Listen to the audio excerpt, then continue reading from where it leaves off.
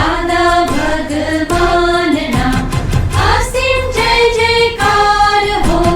દાદા ભગવાનના અસીમ જય જયકાર હો. આપત પુત્રો દાદાના વારસ, આપત પુત્રો દાદાના વારસ. અને સમજણ વાળું વિઝન આવ્યું તો સુખ જ છે, પછી દુઃખ આવે જ નહીં. જ્યાં સુધી દુઃખ નો અનુભવ થાય ત્યાં સુધી જાણવું કે કઈ અણસમજણ છે. એ તો દુઃખ હોય કેમ? એટલે દાદા ભગવાને આપણને આ બધું દુનિયા બદલવાની, લોકો બદલવાનું, કશું બદલવાનું નહીં. બધું આમનું આમ જ આપણે જોવાનું બદલી નાખવા પડે. અને વિઝન બદલવું એ બહુ સહેલામાં સહેલી વસ્તુ છે. માણસને બદલવા બહુ અઘરા, માણસને સમજાવવા બહુ અઘરા. આપણને લાગે હું અને સમજાવી દઉં અને સમજાવી દઉં, કેમ સમજતા નથી, કેમ સમજ ના સમજે. અઘરો રસ્તો.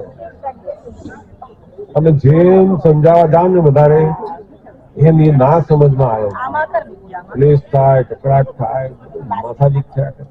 કારણ કે તમે એને સમજવામાં પડ્યા નથી, એને સમજાવવામાં પડ્યા છે. એટલે તકલીફ ઊભી થાય છે. કે ના હું સમજુ છું પણ એ કેમ નથી સમજતા, આટલું કેમ ન સમજતા. બધાને ખબર પડે છે કેમ સમજતા ના સમજી. સરળ રસ્તો કયો છે? પોતે સમજી જાઓ કે આ વ્યૂ પોઈન્ટ એને સમજાતો નથી. બસ સીધું શોર્ટ. મહાવીરે એવું કરેલું, દાદા એવું કર્યું, કૃષ્ણ, રામ બધાએ આવું જ કર્યું. અને આપણને એ શીખવાડે છે કે તમે હું રસ્તો આ પકડ્યો, તમે જુઓ, શીખો, જુઓ, પૂછો જ નહીં આવે. સમજી જાઓ ને. આપણે કોઈ વાત સમજાવી ના સમજ પડી એમને, એ કે ના હું કઉ છું એ બરાબર છે, આ જ સાચું છે. યસ, તારી વાત સાચી છે, આગળ વધો ત્યાંથી.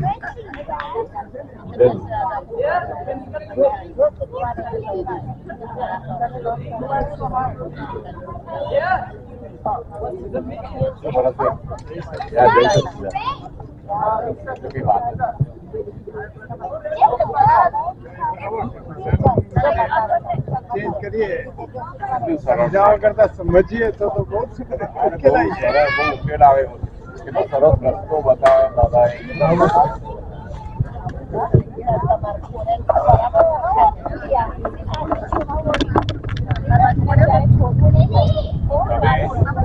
તમે ઘાસ સરસ જુઓ છો કે કાંટા જુઓ છો? તમારે જોવાનું છે.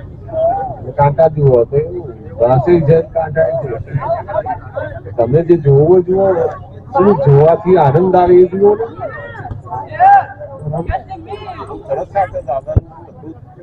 મોટા મોટા બુદ્ધિશાળી માણસો પણ દુઃખ અનુભવે છે. એટલા બધા બુદ્ધિશાળી ટોપ લેવલના માણસો પણ બુદ્ધિ, એવી કેવી બુદ્ધિ? મોટા મોટા ભણેલા માણસો, પીએચડી થયેલા દુઃખી માણસો એવી રીતે દુઃખી. બહુ મોટી વાત દાદા ભગવાન. તમારું બીજાને સમજાવવાનું, એ સમજે કેમ હું આ દુઃખ ઉભા કરો છો. અને જો બીજાને કંઈક કરવા ગયા તો તમારા સુખનો ધી એન્ડ આવી જશે. અને તમારું જે સુખ છે એને ખોઈ નાખવું હોય તો જ જાઓ. જો તમારું સુખ તમારે રાખવું હોય તો પછી આમાં પડો નહીં. સુખનો ધી એન્ડ આવી જશે. કેમ એ સુધરે નહીં, કેમ એ સમજે નહીં, આટલું જ કેમ ના ખબર પડે, પહેલા કેમ આમ નહીં, ફલાણું આમ કેમ નહીં, એમાં આપણું સુખ જતું રહે છે. ના સમજાવવાના તમારે, પણ ક્યાં સુધી સમજાવવાના? એ સાંભળે ત્યાં સુધી. એ કે ના હું સમજેલો જ છું, મને કઈ કહેવાની જરૂર નહીં. આપણે શું કરવાનું? આપણે કામ બરાબર છે. હવે આ ના સમજવાળા અથવા તો એની જે સમજ છે અને આપણી સમજ છે એ બે વ્યૂ પોઈન્ટ એકદમ અલગ કેમ પડ્યા? તો કે આપણે એવા હિસાબ લઈને આવ્યા છે. આ કાળના ભેરના હિસાબોના કારણે આપણા વ્યૂ પોઈન્ટ પેલો સમજી શકે જ નહીં. બધા સમજી શકે પણ આપણી જોડે વાળા સમજે. ત્યારે આપણને થાય કે આ બધા સમજે છે તમને નથી ખબર પડતી આપણી. તો પેલો શું છે, આપણે એની જોડે હિસાબ લઈને આવ્યા છે કર્મનો, ના સમજે. એટલે ત્યાં પછી દાદા કહેતા સંભાળ નિકાલ, એટલે ધીમે કામ ન હવે એની જોડે અથડાવ નહીં ફરી. અને બધું બહાર એ કે એમ દુનિયા ચાલવાની, તમે કહો એવી ચાલવાની, શેના અધીન ચાલવાની? તો પછી આપણે શું પકડી રાખવાની જરૂર? હવે કે આ આખું રિલેટિવ વર્લ્ડ નું બધું હવે તમારું વ્યવસ્થિત ચલાવવાની છે. તમારે આ જેવા કરવાનું. અને વ્યવહાર વ્યૂ પોઈન્ટ થી તમારે તમારો એક જે વ્યૂ હોય એ તમારે ખુલ્લો કરવાનો, એને ઓપન કરવાનો કે મને આવું લાગે છે, સમજાય છે, અથવા આવું કરીએ તો સારું. આપણે એની જોડે વાતચીત કરો બસ. અને ના સમજે આપણે સમજી જવાનું કે આપણે આ જ વ્યવસ્થિત છે. હવે પરિણામ ના આવે ત્યાં સુધી ત્યાં સુધી જાઓ, વાંધો નહીં. આપણે ખેંચતાણ ઉભી થાય, દોરડા તૂટી જાય ત્યાં સુધી નહીં જવાનું.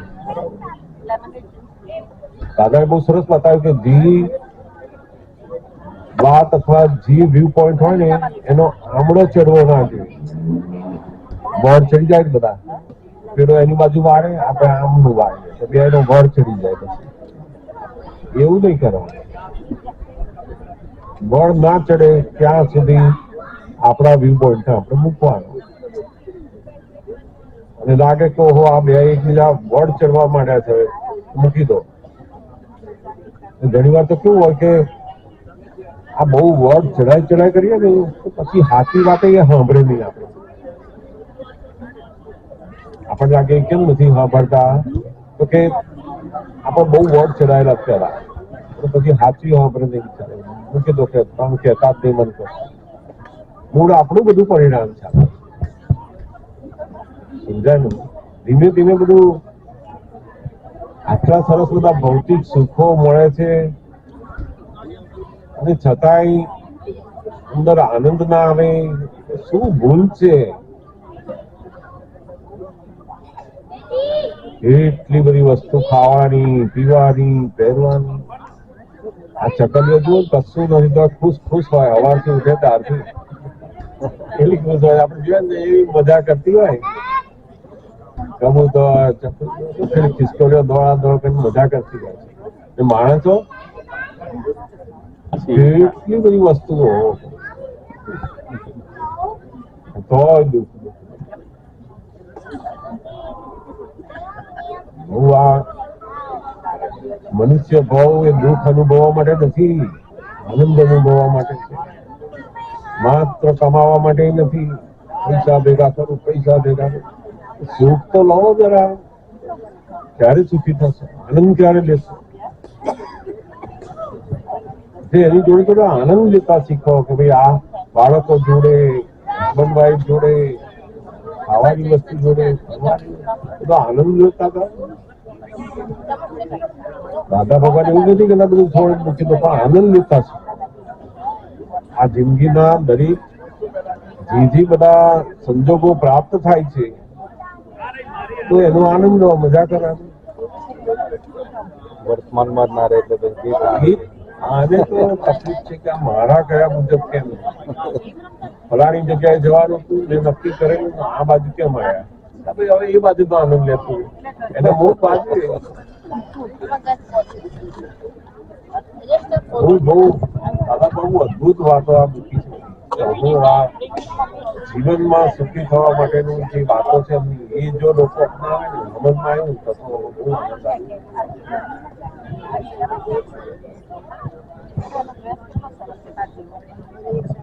અશોકભાઈ, આપણે ધર્મ જે બધા સંપ્રદાયો જે ખરા ને એ બધા જે પૂર્વના શાસ્ત્રો અને મંદિરોના આધાર પર બધા છે. જે ધર્મ સંપ્રદાય અને વિજ્ઞાન આ બે બંનેનો તફાવત સમજાવો. પણ એના પહેલા મારી એક વસ્તુ કહેવી છે કે બધા જે સંપ્રદાયો છે ને એ આગળના મંદિરો, દેવીદેવો અને શાસ્ત્રોના આધાર ઉપર બધા બનતા જ ગયા બંધાય. પછી એમાં વિકલ્પો બધા મતાંતરો છે.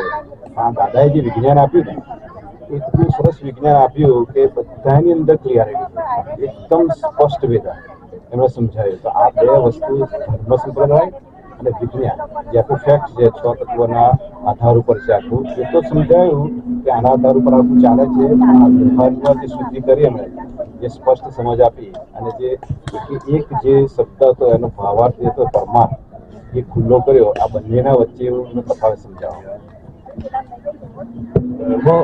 ધર્મ સંપ્રદાય આ બધા જે છે એ બધા ધોરણ છે, ધોરણ સ્ટાન્ડર્ડ, જુદા જુદા ધોરણો, બધા સ્ટાન્ડર્ડો છે. તો કે એ ધર્મ સંપ્રદાયો શું કરે છે કામ? તો કે એમના ગુરુ એ પેલા શાસ્ત્ર વાંચે અને શાસ્ત્રમાં શું સારું છે, શું કરવા જેવું છે એ બધું બતાવે. જે ખરાબ વસ્તુ હોય એનો ત્યાગ કરો, સારી વસ્તુને ગ્રહણ કરો. અશુભ વસ્તુનો ત્યાગ કરો અને શુભ વસ્તુનું ગ્રહણ કરો. એમાં નથી આ લોકો દાન આપે, મદદરૂપ થાય, રોજ સેવા કરે, ભગવાનની ભક્તિ કરે, શાસ્ત્ર વાંચે, મંત્ર, માળા, આ બધું એ શું છે તો કે શુભ ક્રિયાઓ. શુભ એટલે જે ક્રિયાથી બધું પુણ્ય બંધાય.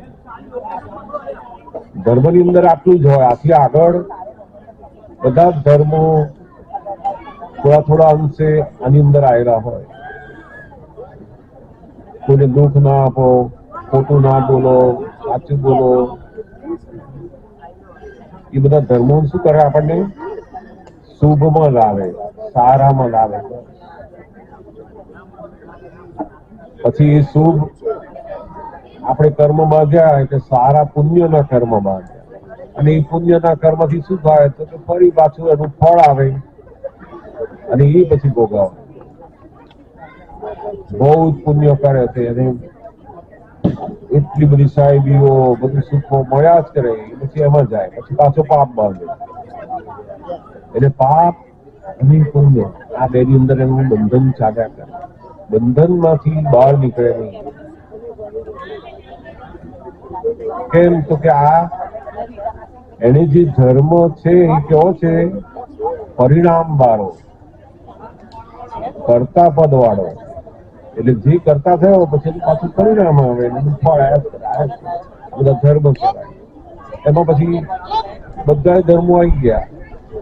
ક્રિશ્ચિયન ધર્મ, મુસ્લિમ ધર્મ, હિન્દુના ધર્મ, બધા હિન્દુના બધા જાત જાતના ધર્મો, બધા સ્ટાન્ડર્ડ અલગ અલગ અલગ અલગ બધા સ્ટાન્ડર્ડ છે. દરેક પોતાના સ્ટાન્ડર્ડ પ્રમાણે સાચા છે એકદમ, પણ એ બધા સરખા નથી. લોકો કેમ બધા ધર્મો હરખા? હરખા ન હોય, જુદા જુદા પણ સાચા બધા. દરેક પોતપોતાના દ્રષ્ટિબિંદુથી કરેક્ટ છે અને એ રસ્તા ઉપર જઈ રહ્યા છે. જેમ કે પહેલું ધોરણ ભણે, બીજું ભણે, ત્રીજું ભણે, 5મું ધોરણ આવ્યો, 10મા ધોરણમાં આવ્યો. હવે 10મા ધોરણમાં આવ્યા પછી કહે કે હવે 5મું કાઢી નાખો, પછી જરૂર નથી, ખોટું છે બધું. એવું ના ચાલે. હજુ જે જીવો 4થા ધોરણથી આવી રહ્યા છે એની જરૂર છે 5મા ધોરણની પુસ્તકો, 5મા ધોરણનો ગુરુ, શિક્ષક, બધા એને જરૂર છે. એ બધા ડેવલપ થતો થતો થતો થતો આ બધા ધર્મો શું કરે? એને ડેવલપ કરે છે. અને જયારે ડેવલપ થતા થતા થતા એટલું બધું થાય છે કે હવે એને એવો ભાવ થાય છે કે આમાંથી મુક્ત થવું છે, આ બંધનમાં.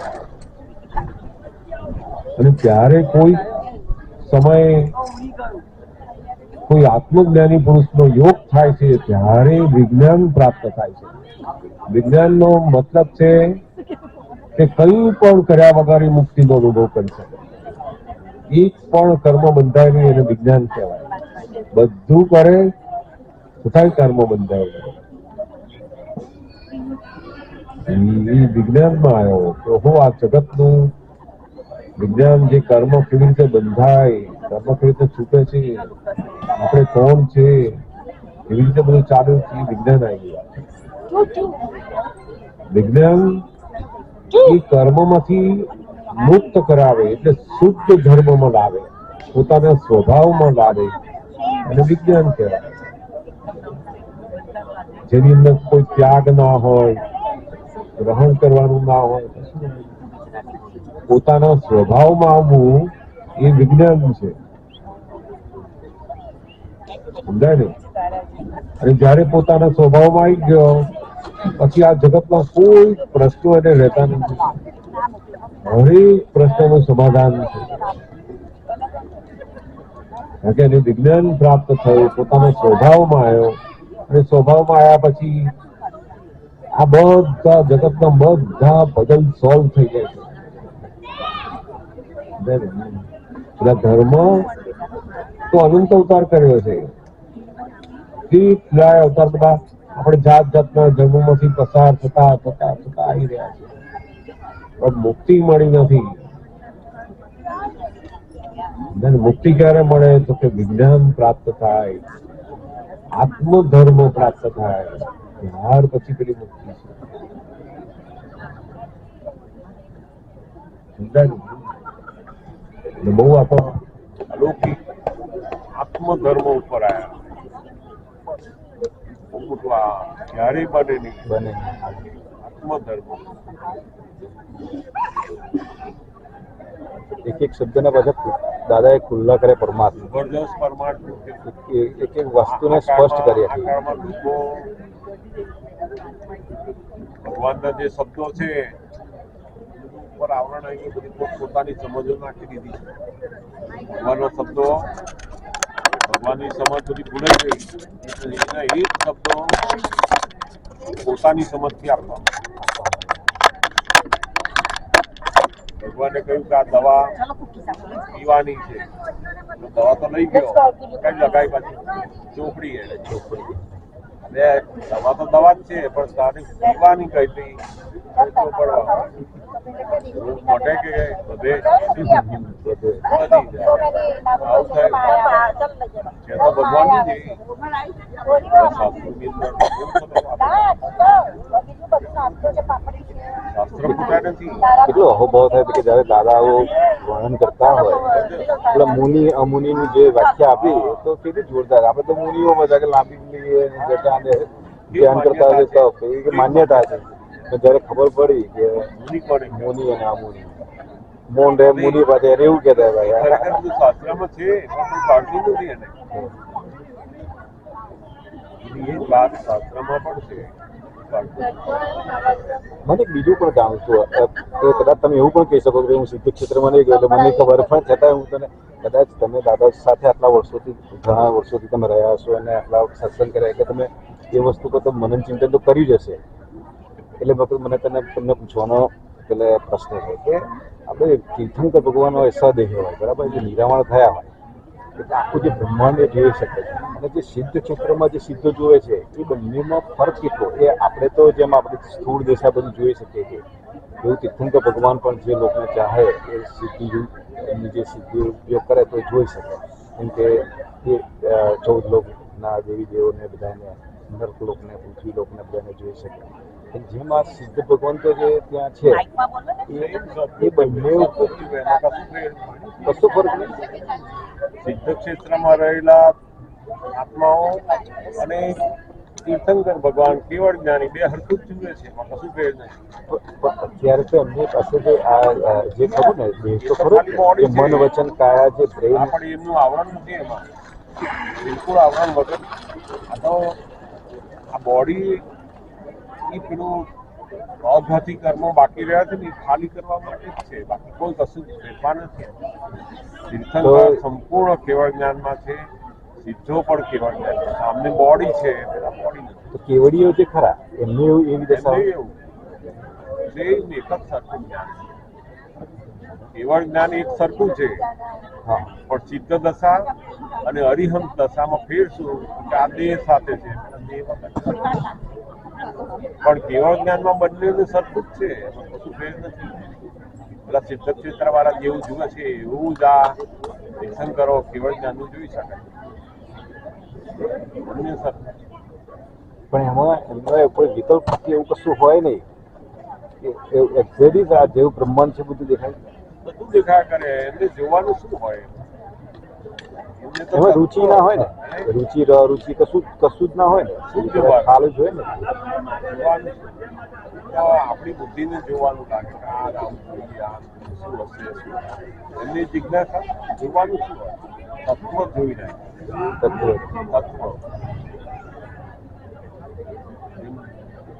ગોલ્ડ છે એને તમે બરાબર ઓળખી ગયા, પછી હવે ગોલ્ડમાંથી મીટી બને, ચેઇન બને. તમે એ જોજો કરો કે ગોલ્ડ જુઓ. સોની શું જુએ? ગોલ્ડ જ જોઈએ. સોની વાર શું જુએ? સોની એને તમે લઈને જાઓ તો આમ જુએ ખરા મીઠી છે, પણ જુએ શું જુએ? સોનું જુએ. તત્વ જુએ છે, એ અવસ્થા. સોની તત્વ એવું એને તત્વ જ જોયા કરે. બધા તત્વો છે એ દેખાયા કરે. એ તત્વોના સામીપ્યથી બધી પેલી અવસ્થા ઊભી થાય.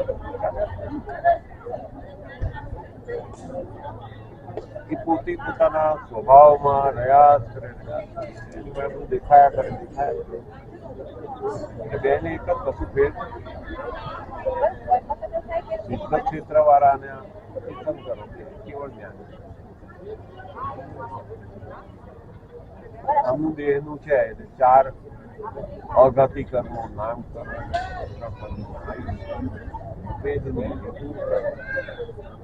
એ પૂરા થયા પછી એક એના ઉપર આજે તત્વ ઉપર જ થઈ ગયો સવાલ મારો. એ મેં વિચાર રાખ્યો હતો કે આ જે બ્રહ્માંડ જે ખરું મનુષ્ય આકારનું છે, જે અમને જોયું તીર્થંકરો કે આ રીતના છે, બધા તીર્થંકરો એક જ એની આકાર બતાવ્યો છે, બરોબર. તો આ જે 5-6 તત્વો છે એ જે બોર્ડર જે ખરી, કારણ કે અલોક તો બહુ અલોક આકાશ તો એનો તો અંત જ નથી. બ્રહ્માંડનો તો અંત છે, વિરાટ છે પણ અંત છે, બરોબર.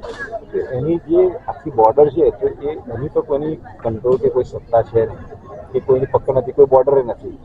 તો એક જ ધાર્યું એક એમાં પાછું આપણા વૈજ્ઞાનિકો તો એવું કહે છે કે બ્લેક હોલ થાય છે, વિસ્ફોટ થાય છે, એની બધી. એ લોકો વિજ્ઞાનીઓ જે કહે છે ને તો એમાં એ લોકો ફેલાઈ કેમ નહીં જતું? એનું એક જ બંધારણ કાયમ માટે અનાધિકારથી ફેલાય, પણ આપણને એવું ખબર ના પડે કે આ ફેલેલું ફેલાતું હોય. આપણે એવું ના જોઈ શકીએ કે આ ફેલાયું. એ સમયના બદલાવમાં બધું બદલાતું થાય, પણ એ આકારની અંદર જ થાય ને. એની અંદર જ થાય. બાકી એ આકાર ફોળો થાય, એ થાય, એ એની પાછળનું શું કારણ છે? એવું શું હશે? સ્પેસ હોય એટલું થાય. સ્પેસ નામનું તત્વ જેટલું છે એની અંદર થાય. સ્પેસ આકાશ છે, એની અંદર જે કાળ તત્વ છે એના આધારે પેલા બીજા તત્વો બધા કામ કરે. સ્પેસ તો આ સ્પેસને આપણે આકાશ કહીએ, બરાબર. પણ આકાશ તો અલોકમય છે જ ને, એ તો અનંત છે જ ને. એ કાળના કારણે જ એટલું ફેલાયું છે, એટલું એના આકારનું બંધારણ રહે છે. બંધાઈ ગયું કાળના આધારે. એટલે અનાધિકારથી એવું જ હશે, અનાદિ રહેવાનું, અનંત રહેવાનું એવું. અને એ કઈ એવી જગ્યાઓ નથી કામ કરી. જગ્યા આપણે જે માની છે આમ આકાર બદલાઈ જાય, બધા અરૂપી છે, રૂપી નથી. ઉદ્ગલ સિવાયના બધા તત્વો કેવા છે? અરૂપી છે. ઉદ્ગલ એ રૂપી તત્વ. આપણે તો અનુમાન તો કરી શકીએ ને, જે સ્ટાર છે, ગેલેક્સી છે. પાછું અરૂપી પરમાણુ સ્વરૂપે જે છે પાછા અરૂપી. એ કેવળ જ્ઞાને કરીને રૂપી. એટલે આ બધા તત્વો અરૂપી છે, એ ફિઝિકલ નથી કે આપણે જોઈ શકીએ.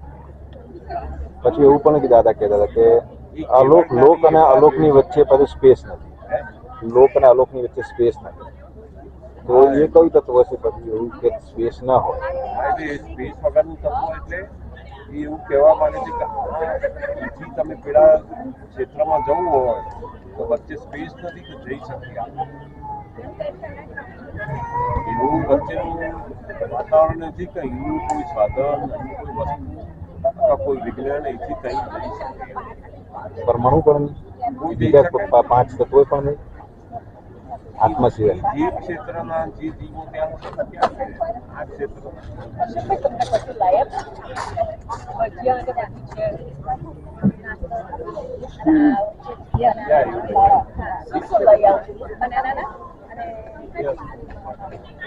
તમે લો ચીબડું જો ફાટશે તો ઘર ધોવાશે ચીબડું આવે ને જો ઘરમાં ફાટ્યું તો શું થાય? ચીબડું તો ફાટ્યું આખા ઘરની અંદર બગડ્યું હોય તો ઘર જોવું પડશે એટલે પેલાને સહેજની અંદર એના અહંકાર ઉપર ટચ થઈ એ બધું જોવું પડશે એવું બગાડશે બગાડી નાખશે બધું આવે ગમે ત્યારે દાવ મારે રૌદ્ર ક્રોધી દાવ મારે ક્લેમ તમે મને આ બધાની વચ્ચે ભૂલ્યા છે નથી કહેતા ફલાણાના લગ્ન હતા એની અંદર તમે આયા નથી તમે ભૂલ્યા છો એ દાવ મારે ક્લેમ કરે ફાઇલ દાવ મારે ક્લેમ કરે ગમે ત્યારે દાવ મારે દાખવે કરાર બંધી રોકશે તો ઝઘડશે તમે જે કંઈ કામ કરતા ને એમાં રોકે તમે કોઈ કામ કરો તો પેલા કે ના આમ કરો ઊંધું જ કરે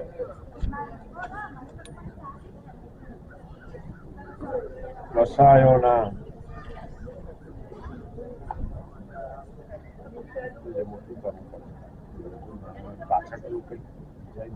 કસાયોના તારથી ઉકલેલા કોકળ.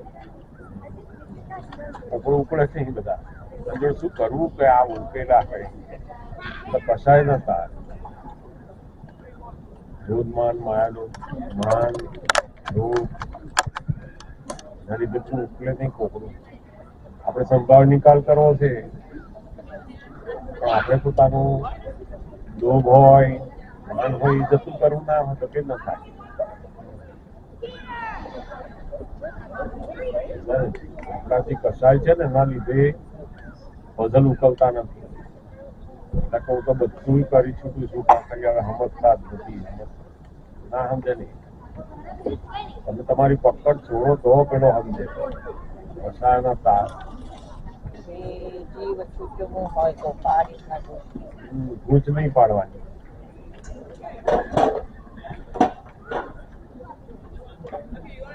દાદા બહુ સરસ શીખવાડતા આપણે મળે ત્યારે આત્મા જુઓ છૂટા પણ છૂટા પડો પ્રતિક્રમણ કરો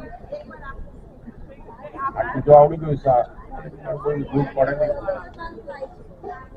ભેગા થયા શુદ્ધાત્મા જુઓ છૂટા પડ્યા એમથી માફી માંગી લો કે જે કઈ દોષ થયા હોય ક્ષમા માંગુ છું એની ભૂજ પડે નહીં બધો જગત પરિણામ છે. ભૂજ પડેલી હોય ને તો પછી ખાવા બેઠા હોય ને બધું યાદ આયા કરે ભૂજ પડી છે પેલા પૂછે કરે ચાલો જમવું છે જમી લો પણ ખબર પડી છે કે ભૂજ પડી છે અને કઈ ટાંકી પડી ગઈ છે બહુ બધું આ ભૂજ પાડવાનું નહીં બહુ ચેતીને રહેવું જાગ્રત રહો બહુ ફેર આ ગુંચો તો માણસ જોડે પડી હોય કે આપણને જંપ આવવા ના દે શાંતિ ના આવવા અને ગાંઠ તો મનની અંદરની ગાંઠ છે વિચાર આવવા એ ગાંઠોને અધીન છે કોઈક માણસને ખાવાના જ વિચાર આવે ગાંઠ છે ફરવાના આવે જોવાના આવે જેને જેવી ગાંઠ હોય એના વિચાર વધારે આવે, લોભની ગાંઠ હોય તો એવા વિચાર, માનની ગાંઠ હોય. એટલે કે બધું જમવાનું આપણે બહુ પડી નથી, બોલાવે તો જવાનું. આપણે ક્યાં બોલાવે છે? ઓકે, એની ગાંઠ કઈ છે? પેલી માનવાળી. એટલે માનની ગાંઠ, આ કસાયો બધા જે ગાંઠ વાળા, પણ એ કસાયોથી આપણે કોકની જોડે સુખ આપીએ અને એના અહમ ઉપર ઘા પડે ત્યારે એની જોડે ભૂજ બંધાય, બ્લેમ કરે, ભૂજ પાડી બદલ ઊભું થઈ ગયું. ભણાવે ને બધું બહુ પ્રયત્ન કરે કે આની જોડે કેટલું રહેવું, આ બધું માણસ એ સમજ નથી પડતી. એની ભૂજ પડી ગઈ છે હવે, એટલે ઉછલે ક્યાં એટલે બહુ પાડતા પહેલા વિચારવાનું કે આ ભૂજ પડી ગઈ છે બધાની.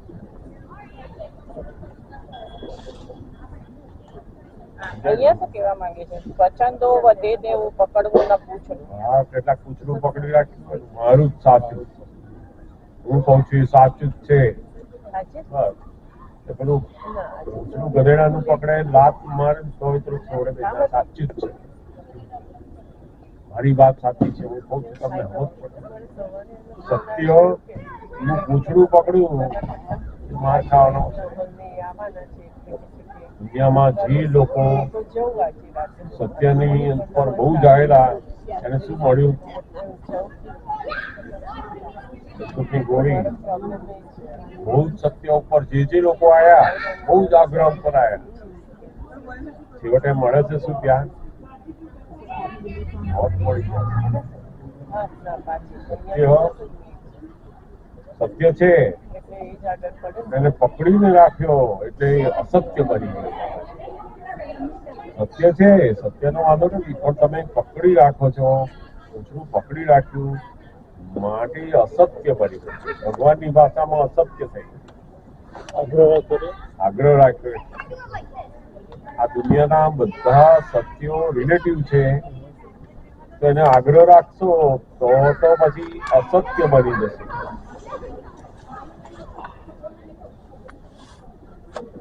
બહુ આ પાછળ બહુ સરસ કોઈ પણ વાત હોય ને એ એને આમળો ના ચડે ત્યાં સુધી કરવાની.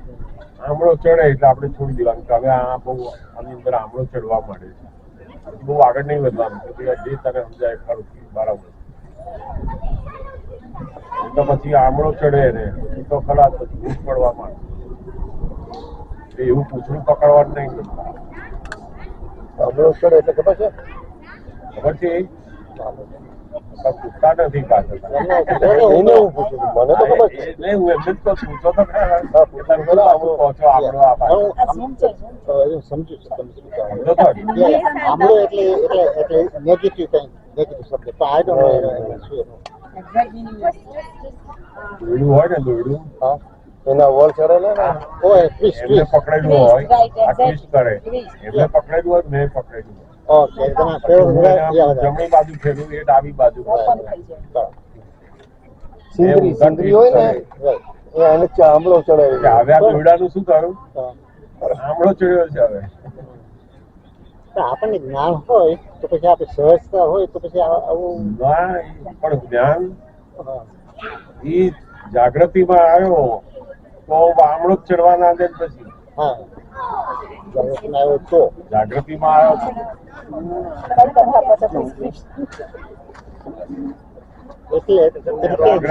જાગૃતિ આવે, જાગૃતિ નથી, આમળો કેમનું ચડે? પછી બરાબર, જાગ્રત તો કેમનું ચડે? એનું પરિણામ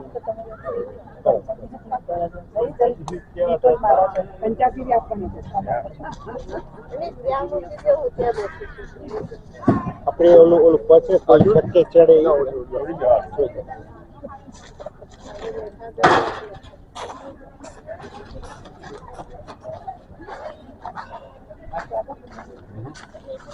શું દરબાર શું ચાલે છે?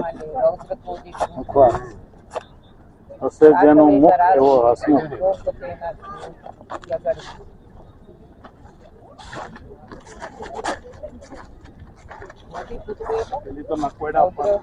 ના સાંભળો તો ઉભાડો મારે ક્રોધ થઈ જાય. તમે કહો રૌદ્ર કૌશિક રૌદ્ર એટલે રૌદ્ર સ્વરૂપ હા એકદમ એવું શાંત પાડવું મુશ્કેલ. જેલ મારી એના જેવું. રૌદ્ર ક્રોધી એટલે શું કે એવો ક્રોધ છે એને શાંત પાડી શકાય નહીં. આ કાળના બધા ક્રોધ શાંત પાડવું બહુ મુશ્કેલ. પછી ને એમાં કેટલાક બધા હોય ને જે ડિગ્રી પ્રાપ્ત કરી હોય કંઈક શું થયું હોય ને એને તો શાંત પાડવો મુશ્કેલ. તમે ક્રોધ કીધું, તમે કૃષ્ણ કીધું એટલે એમાં તાતો છે. ક્રોધ ક્રોધ રૌદ્ર ક્રોધી અચ્છા, તો એ તો કંઈક બહુ તાતા વાળું ને. એટલે આટલીને કામ લો બધું એમ.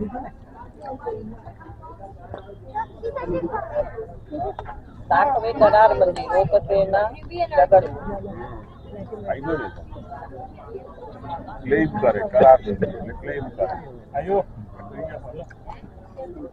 જગત પરિણામ છે ગુણાનું સંબંધનું કાર્ય પણ બતાવે છે જ્ઞાન વ્યવસ્થિત. સમજાયું છે ને? સૂક્ષ્મ કારણોથી વિશ્વ સ્વરૂપ રૂપે ઉપજવું.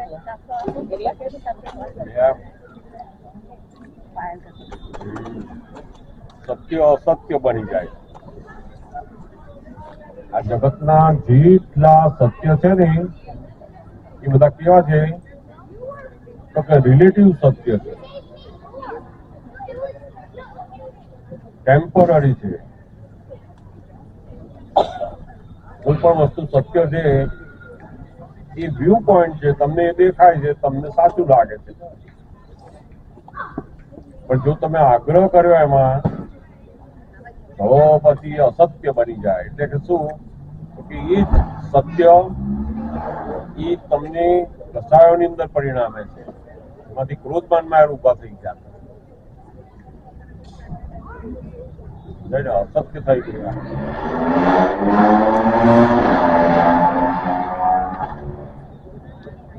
મોટા ભાગે બધા જે માર ખાવાના આવે ને એ સત્યના લીધે જ આવે.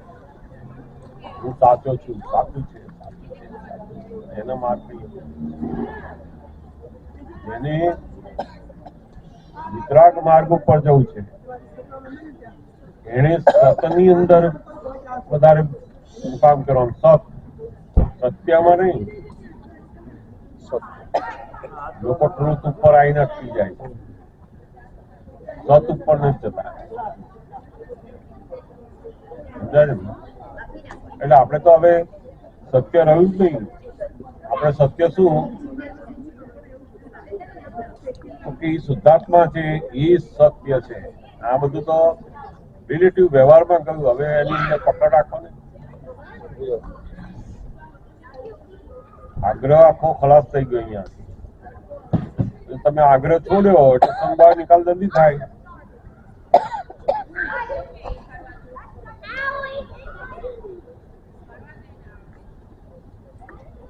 એ જે સત્યનો આગ્રહ છે ને એ જ ઇગોઇઝમ છે. કોઈ પણ માણસ ઇગોઇઝમ જોવો હોય કેવી રીતે ખબર પડે કે કેટલો આગ્રહ વાળો છે?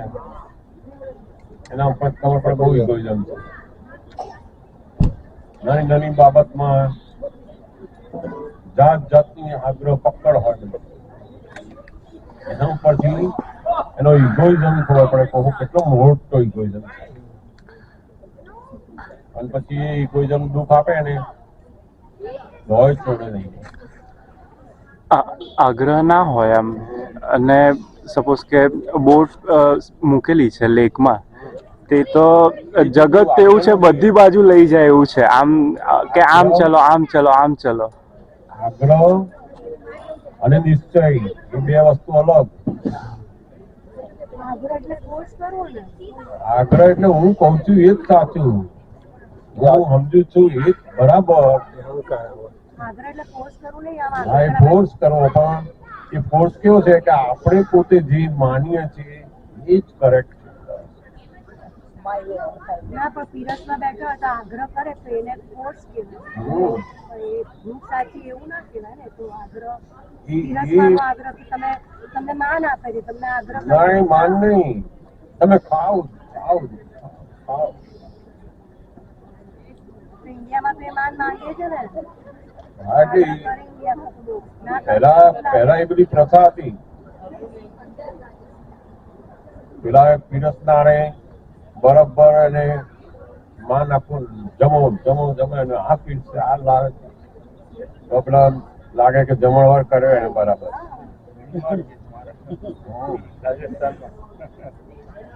કેટલીક જગ્યાએ તો પેલો ખાય નહીં ને તો એની સામે ઉભો રહીને ખવડાવે ખોરાક નાખીને તો એને જમાડ્યા કહેવાય કે પણ એનો હેતુ જુદો છે ને, એનો પ્રેમ છે નથી આપતો. એ સમયના માણસો ની આ પ્રથાઓ પડી ગયેલી. પેલો ના એ 2 દિવસ પહેલા ભૂખ્યો આવ્યો હોય, જાણે કઈ જમવાનું છે, ઓહો. એ આગલા દિવસથી ભૂખ્યો રહ્યો હોય સત્સંગમાં તો કોઈ જમે નહીં ઘણી અને જમે પછી પેલો ખવડાવે ને પાછો બીજો 1 દિવસ ઉપવાસ, 3 દાડાનું કામ કર્યું એને. હવે એની પરંપરાઓમાં સમય બદલાયો, બધા લોકો થોડાક ડેવલપ થયા છે, વસ્તુઓ જલ્દી ભેગી થાય છે બધાને, અને હવે લોકો ધીમે ધીમે સમજતા થયા કે આપણી જરૂરિયાત હતી આપણે લઈ લેવાની. હવે એને આગ્રહ કરવાનો ક્યારે હતો, પણ ઘણા એવા લોકો હોય પાછા બરાબર જમાડતા. હવે એનો ભાવ સારો છે, પણ એ આપણને બહુ આગ્રહ કરે ને જમાડે શું થાય તમને? આપણે પાછું નીકળે ઓછો થાય. હું ઘરે લઈ જઈએ અને એના ઉપર કેવો ભાવ આવે તમને? બોલો પીરસનાર ઉપર ભાવ ઉત્પન્ન થાય. એટલે વ્યવહાર એવું કે છે કે કોઈને અભાવ ઉત્પન્ન ના થાય એવું કરો, ત્યાં સુધી પીરસો તો વાંધો નહીં. અને આજના સમયમાં તો લોકો હવે નથી કરતા, ડેવલપિંગ થઈ ગયું બધું, બધું રહ્યું નથી. એક વાર પૂછો કે ભાઈ તમને જોયું છે? અરે પેલાના જમાનામાં તો પીરસવા આવે ને, આમ ટેબલ હોય પીરસવા આવે ને, આજે તમે આમ પીરસતા હો ને ઓલાની પાછળ 2 માણસો ફરતા હોય, હા, પછી હા ના પાડે ને તો આમ પાછળથી આમ પકડીને નાક દબાવે એટલે ઉભરે એટલે ફટ કરતું બધું જાય. બોલો હા, અરે મેં પોતે કર્યું છે. એ જમાડે છે કે દવા પીવડાવે ખબર ના પડે આપણને. આમ literally પાછળથી આમ ઉભા રહે. એવું કરે એટલે બધી કરે. નાક દબાવવાનું એટલે મોઢું ખુલે ને એટલે 2 લાડુ કે 2 ગુલાબજાંબુ કે જે કઈ હોય ને એ ખવડાવી દેવાના. ના પાડે તો ના પાડે જ નહીં. મોઢું દબાવ્યું નાક દબાવ્યું એટલે ના જાતી પાડે. ડોક્ટર જેમ injection મૂકતા હોય એવું અરે 2 ઓલા શું કહેવાય ભજીયા વૈદા છે અલિયા આપણે પ્રેક્ટિસ કરી. એ સામેવાળાને કેવી રીતે ખબર પડે? શું કે? આગ્રહ કરે અને અભાવ ઉત્પન્ન થાય, એના ફેસ ઉપર ખબર પડી જાય. ના અરે પણ બધું ખબર પડી એ વ્યક્તિને તો નહીં ખબર હોય ને કે મારામાં અભાવ ઉત્પન્ન થયો. How come that person will know કે જેણે આગ્રહ કર્યો છે એને કેવી રીતે ખબર પડે કે આ સામેવાળા વ્યક્તિના મોઢા પર નહીં એનામાં એટલે અભાવ? જાગ્રત હોય તો ખબર પડે ને. કોઈને ખબર નહીં પડે. એ પોતે જાગ્રત હોય કે હું આમને જમાડવા માટે આગ્રહ કરું છું, એમને ગમે છે કે નથી ગમતું, જાગ્રત હોય તો ને. કારણ કે તો એ જાગૃતિ કેવી? જમાડનાર ને શું હોય કે હું બધા ખવડાવી જ દઉં બસ. આનંદ હોય આનંદ. અને એ ખવડાવવાના આગ્રહમાં એટલું બધું હોય ને કે પેલી જાગૃતિ રહે ને કે એને ગમતું હશે કે નહીં ગમતું. એ શેમાં છે? મારે ખવડાવવું છે. ખવડાવવું અને આ બધું પૂરું થવું જોઈએ. કેટલાક લોકો ખવડાવવા કરતા લાયા છે તો કરશે કોણ પૂરું? આ ઘરમાં કેટલા દિવસથી પડી જાય, ખાલી ફ્રીજ કેવું કરશે? આયા છે આજે લાવ તો બતાવી જ દો એને. જાત જતું હોય એટલે એની અવેરનેસ છે એની વસ્તુ પૂરી કરવામાં, બીજાને ખવડાવવામાં, બીજા ભાવમાં છે અવેરનેસ. એટલે પેલાને દેખાતું નથી કે આમનું શું સ્થિતિ છે. અને આ કાળમાં તો બધા જ લોકો એ બાબતોમાં બધા સહજ બન્યા છે, કારણ કે જેમ જે જોઈતું લઈ જ લે છે. કોક જ એવા માણસો કોકની પ્રકૃતિ હોય એવી એ બિચારા જલ્દી લઈ શકે નહીં, તો આપણે એને થોડીક છૂટ આપીએ કે કહેજો તમે જે જોઈએ બસ, પછી કશું રહેતું નથી. આ બધા અણસમજણ વાળા જે આગ્રહ હતા એને આપણે શું માનતા હતા, ઓહો આપણે બહુ સરસ કેટલો આગ્રહ કરીને જમાડ્યા બધાને. હવે ખરેખર એ તો બધું એ સમયના લોકો માટે હતું, હવે જરૂર નથી. એટલે નોર્મલ આપણને ખબર પડે કે આમની ગમતી વસ્તુ આ છે, એમને સારું આ ગમે છે, એમના ટાઈમે આ ગમે છે, ફ્રીડમ આપો. હોમલી ફીલ થાય એવું કરો. આ વસ્તુ કે આ બધું કરીશું બોલીશું એવું નહીં, એને હોમલી ફીલ કરાવો કે ભાઈ એને એની અનુકૂળતા કરજો, એમાં તો એને મજા આવશે. અને આપણે આપણી જાતે બધા ટેન્શન લેતા હોય ને, ફલાણો આવ્યો ને એટલે આનું આવું જોઈશે, આમ જોઈશે, આપણે જાતે ટેન્શન લઈએ છીએ. એને તો એવું કશું હોતું જ નથી. દાદા બહુ સરસ છે કે તમે તમારા ભાવ બગાડવાનું બંધ કરો. કોઈ પણ ગેસ્ટ આવે ગમે તે આવે, આપણી જે સ્થિતિ છે એને કહો કે ભાઈ જો મારી ઘરમાં આટલા રૂમ છે, આવું સુવાનું છે, તમને જે અનુકૂળ આવે દિલથી કહો.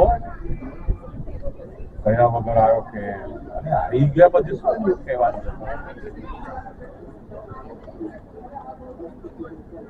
5 વખત તમે કરો અને તમે આયા તો જરા જણાવો તો જે તમે આમ છે પેલો કે આ એને થાય કે અહીં કઈ આવી ગયું અંદર શું થાય ભાવ થાય ને એ બધા જુદા થાય છે. હવે જે વસ્તુ આવી ગયા છે પછી ભાવ શું ના બગાડો. ફરી શાંતિથી એને કહેવાય વાતમાં કે ભાઈ ફરી જરૂરથી આવજો, અગાઉથી કહેશો ને તો હું બધું સરસ એરેન્જ કરીશ. બસ જાગૃત છે બધા કહેવાનું, એની પાછળ પડવાની બધું અભાવ એ પોતાની અજાગૃતિ છે. આ બધું આવું આપણે જ નુકસાન આપણું કરી રહ્યા છે. દાદા કહે તમારી પાસે જે વસ્તુ હોય જમાડો. ભાવની કિંમત બહુ જ છે. આપણે ભૂલી ગયા છે કે ભાવની કિંમત છે. આજે માણસો આટલું બધું મળે છે ને એને લાગતું નથી કે મને એ કોઈ હાજરી કરે.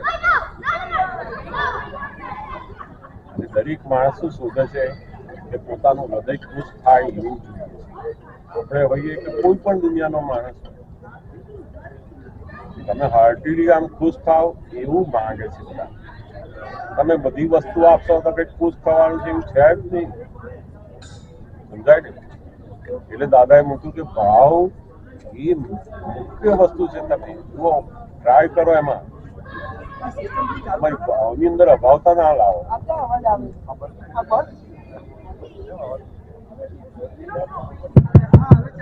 આવે છે તો આગ્રહ હેલો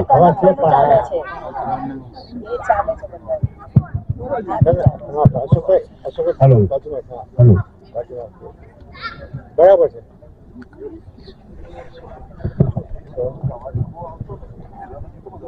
નજીક રાખજો ભાઈ. હવે ઓલા બૈરાઓ ત્યાં વાતો કરે છે, એ જો ત્યાં દૂરનું વાતો કરે. તમને ઓછો આપશો.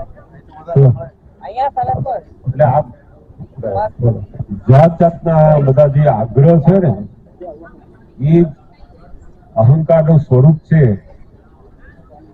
અને એ જ આપણને દુઃખદાયી છે.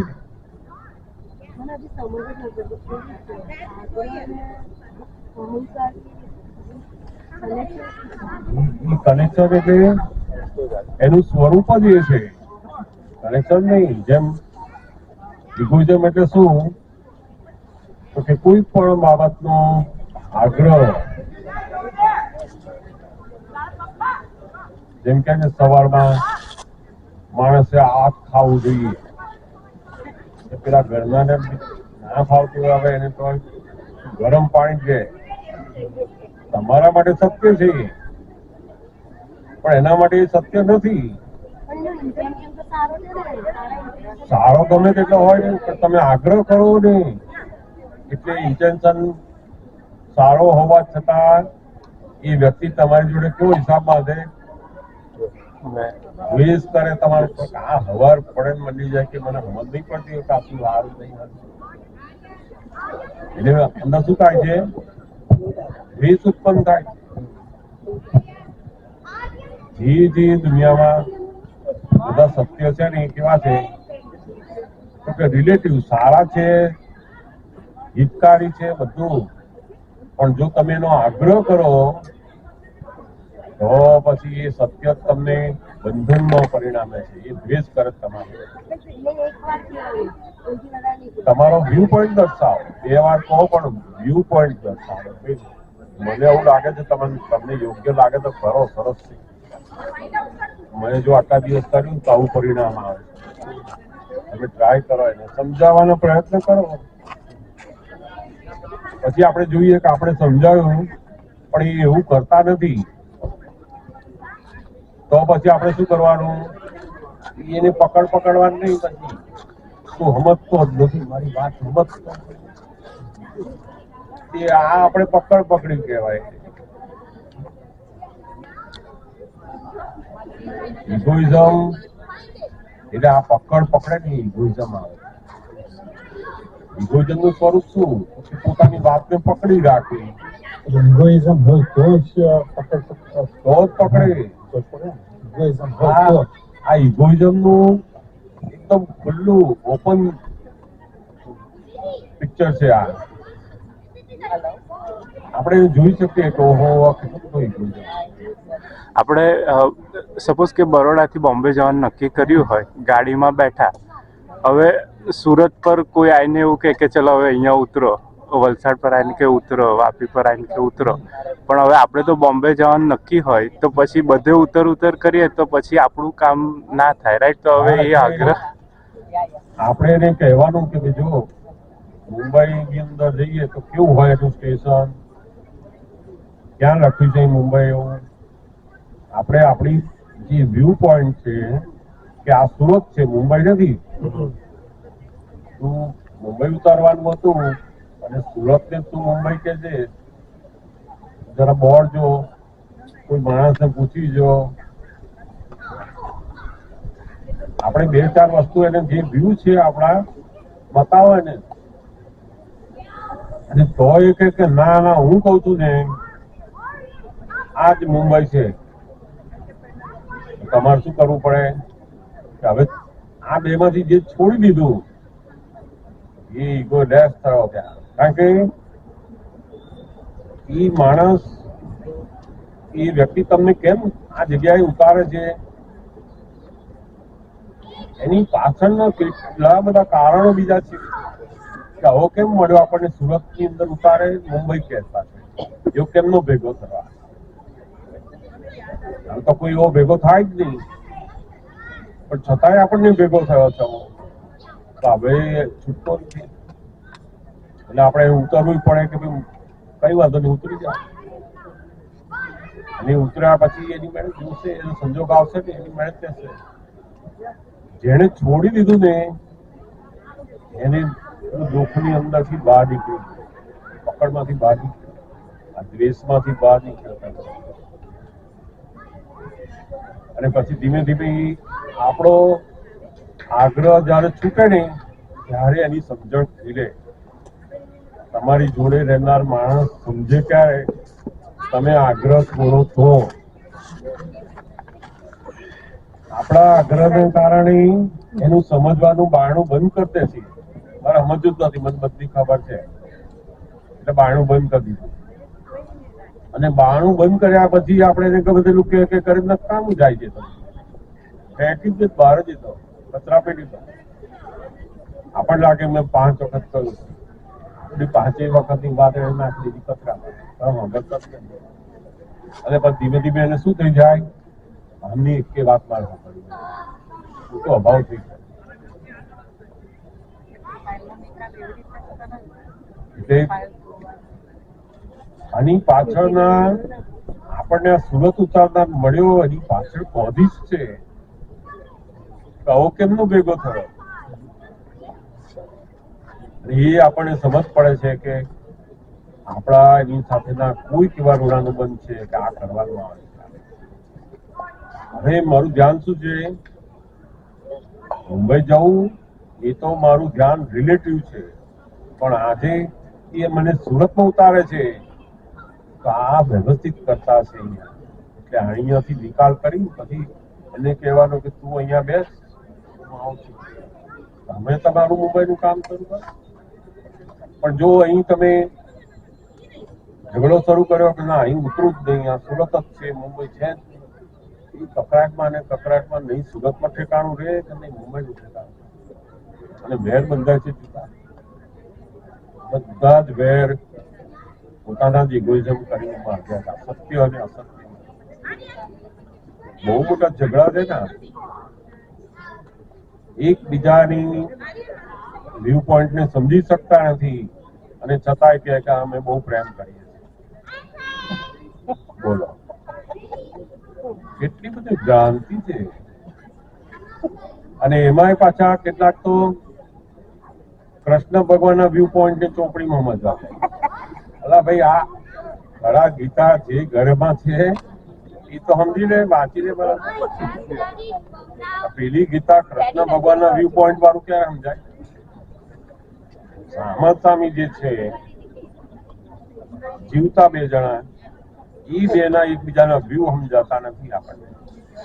પેલું તો કેટલું ગહન હશે, કેમનું સમજાય? હવે લોકો એમાં ને એમાં જતા હોય. એટલે દાદા કહ્યું કે આ તમે તમારું પહેલા આ જાતે બીજાના વ્યૂ પોઈન્ટ સમજતા અને તમારા જે વ્યૂ પોઈન્ટ છે એને સાચો જ માનીને ચાલવાનું છોડી દો. તમારો વ્યૂ પોઈન્ટ ચાલે. દાદા આવો.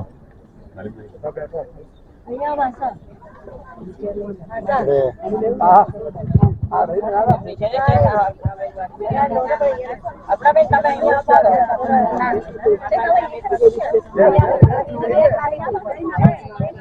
ચાર ખાલી આપણા બેન